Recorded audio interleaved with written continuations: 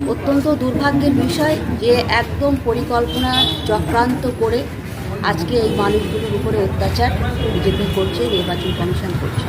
তাদের উদ্দেশ্যে আমরা যেটা বলতে এসআইআর আপনাদের বিরুদ্ধে নয়। আমরা দেখেছি 2023 সালে যখন এসআইআর হয়েছিল তখন দীর্ঘ সময় প্রায় 2 বছর ধরে সেই কাজটা করতে হয়েছে। কিছুদিন আগে লোকসভা নির্বাচন হয়েছে।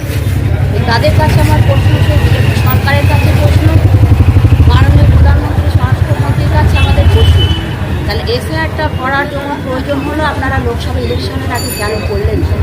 আজকে যারা যে সমস্ত ভোটার তাদের এপিক কার্ড থাকা সত্ত্বেও ভোট দিয়ে আপনাদেরকে নির্বাচিত করেছে, তখন তারা বৈধ ছিল।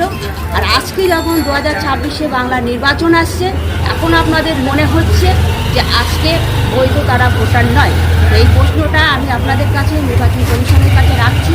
আর যে মানুষটা আজকে আপনাদের এই প্রেশারের জন্য চলে গেল, সেদের ক্ষতিপূরণ আপনারা করতে পারবেন?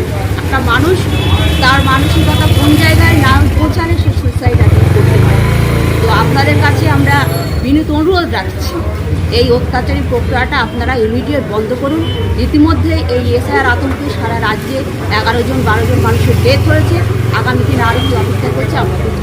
দিদি, তিনি মারা যাওয়ার আগে একটি চিঠি লিখে যান ইলেকশন ইস্যু নিয়ে, নির্বাচনকেই দায়ী করেছেন এক প্রকার। কীভাবে কী বলছে? সেটাই তো বললাম। আজকে দেখুন, যে কাজটা 2 বছর মিনিমাম লাগে সম্পূর্ণ করতে, সেটা নির্বাচন কমিশন টাইম বেঁধে দিয়েছে 3 মাস।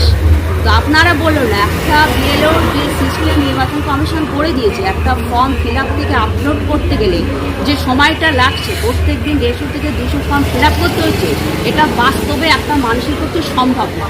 আমার মনে হয় বা পরিবারের সাথে কথা বলে আমি যেটা বুঝলাম, ইনি এই মানসিক চাপটা নিতে পারেন।